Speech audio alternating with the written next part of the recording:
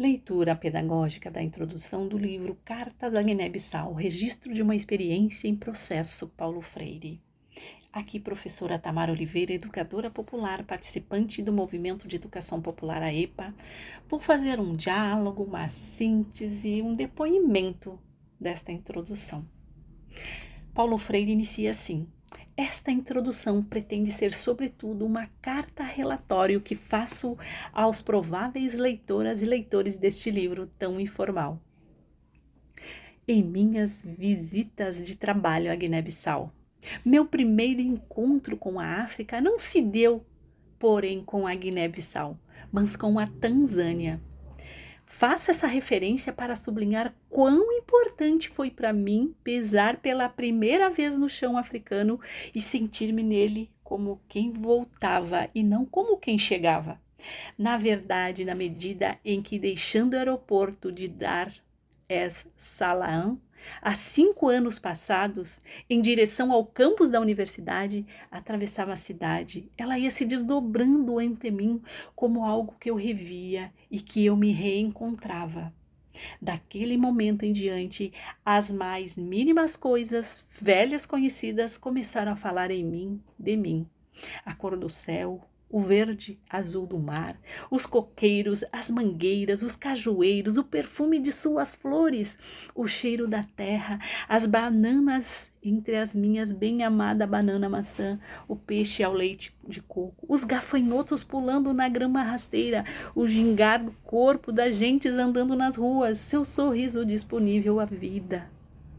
Aqui, eles desenhando o mundo e eu aqui, pensando, revendo memórias da leitura do livro que Brandão escreveu, do menino que lia o mundo, onde ele escreve a história de Paulo Freire para as crianças do movimento dos sem terras.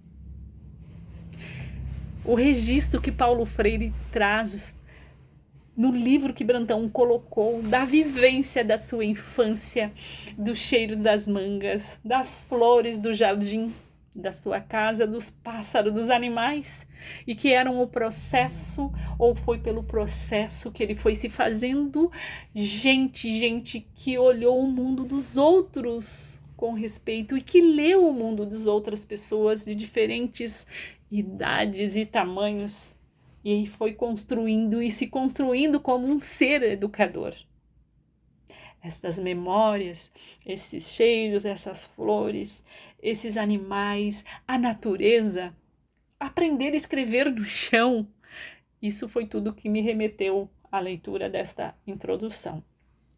Seguimos a leitura do que Paulo Freire escreveu na introdução do livro. Nesta introdução, falarei de quem vem representando não só para mim, mas para os que em equipe participamos da rica e desafiante experiência em que no campo da educação em geral e particularmente no da educação de adultos, trabalhamos com educadores e educandos guineenses e não sobre ou simplesmente para eles. Creio, porém, que antes de fazê-lo devo dizer 2 palavras tentando explicar a razão que me leva a publicar agora e não mais tarde as poucas cartas que até este momento escrevi ao Comissário da Educação e à Comissão Coordenadora dos Trabalhos de Alfabetização em Bissau. A intenção fundamental era de oferecer aos leitores e às leitoras, através delas, precedida desta introdução, uma visão mais ou menos dinâmica das atividades que se estão desenvolvendo naquele país e em algum dos problemas teóricos que elas suscitam. Daí o título do livro, Cartas à Guiné-Bissau, registro de uma experiência em processo.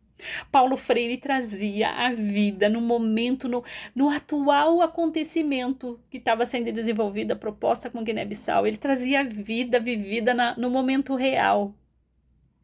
O convite oficial do governo daquele país, através do Comissariado de Educação, para uma primeira visita, discutir as bases da nossa colaboração no campo da alfabetização de adultos.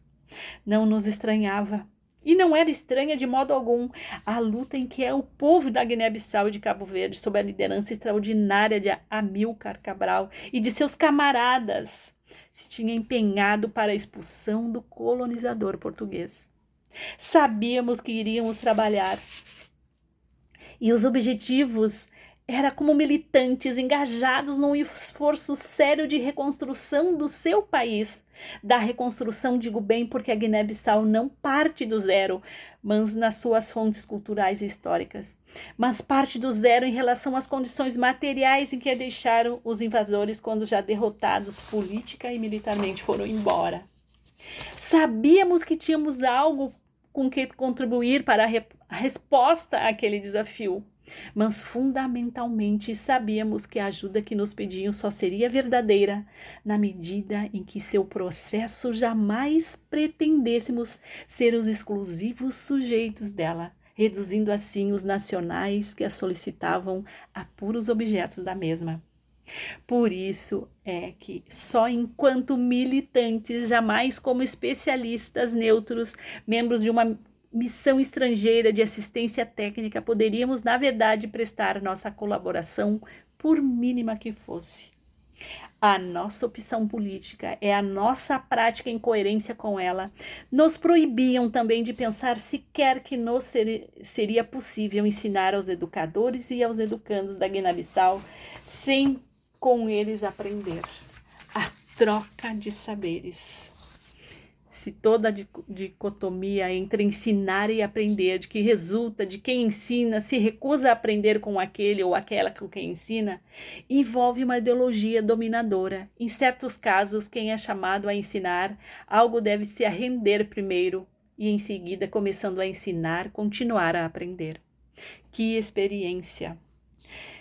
Para encerrar a leitura, trago daí que jamais nós tenhamos detido nos estudos de métodos e técnicas de alfabetização de adultos em si mesmos, mas no estudo deles e delas enquanto sujeitos de direitos, enquanto seres viventes de um lugar, de um espaço no mundo.